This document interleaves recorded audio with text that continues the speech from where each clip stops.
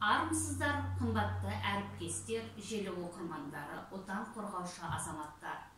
Көңілдеріңізге көктем шуағындай сезім мен нұр құйып келген 7 мамыр отан қорғаушылар күні құтты болсын. Осынау айтулы мерекенің қай кезде де орны бөлек. Олай болатыны абзал азаматтарымызға деген ыстық сезім, алғыс пен құрмет ешқашан сөнбек емес. 7 мамыр отан қорғаушылар күніне арналған «Отан деп соққан жүрегім» атты танымды әңгімемізді назарларыңызға ұсынамыз. Ғасырлар бойы ата-бабамыз аңсап, тәуелсіздіктің туын қолға алып, тұғырын бекітіп, Қазақстанды барлық әлемге мойындатқан елбасының ерен еңбегі бүгінгі жас ұрпаққа үлгі болар нұрлы жол.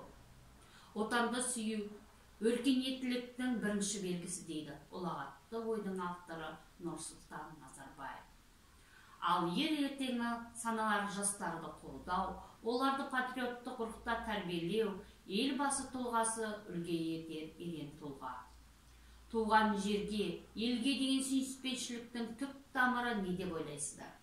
Отан деген сүйіспеншіліктің түп тамыры сыйластық, татулық, бауырмалдылық, бірлікте болады.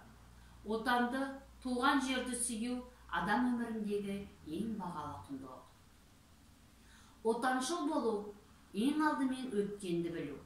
Осынау қойнауы қазынаға толы байтақ даланың әр пұшпағын бабаларымыз ақ найзаның ұшымен, білектің күшімен қорғағанын ұмытпау парыз. Отан сенің отаныңнан, аялай ауылыңнан, сол жердегі тасынан, суынан, топырағынан басталады. Қазақ жері киелі, қасиетті. Оны малмен, ақшамен, алтын күміс асыл тастармен бағалауға келмейді. Отаншыл болу, ұлтжанды болу. Ұлтсызда отан жоқ, болмақ емес. Ата салтын қадіріне жетпеген, ана тілін ардақтай алмаған бозөкпе отаншыл болып жарытады. Қай жерде қарны тоқ, көлегі көп болса, сол жерде жайын мекен санайды. Отаншыл болу, бір-біріңе бауырмал болу.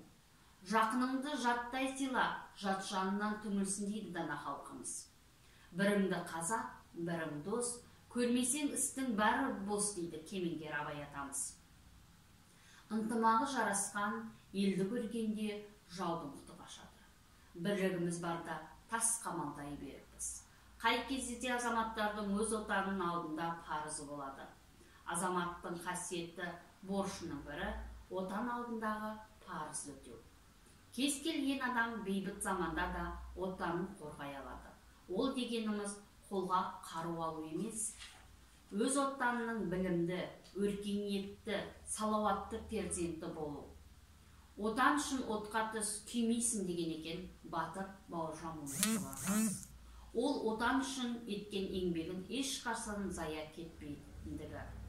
Халқымызда ерім дейтін ел болмаса, елім дейтін ер қайдан болсын деген екен.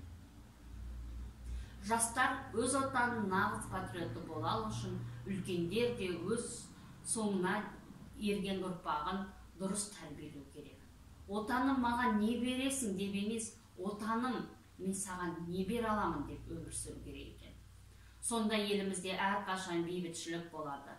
Себебі ертеңгі елдің тізгінін ұстар азаматтар білімді болса, олар барлық қиыншылықтарды ақылымен шеше алады екен. Отанға адал, елге қайырымды, отбасына мейірімді болыңыздар. Жүректеріңіз оттай лаулап, жандарыңыз әрдайым жас болсын. Қайратты, мақсатты болыңыздар. Сіздерді отан қорғаушылар күнімен шын жүректен құттықтаймын. Қарулы күштердің қуаты нығайып, айбыны асқақтап, даңқы арта берсін. Назар қойып тыңдағандарыңызға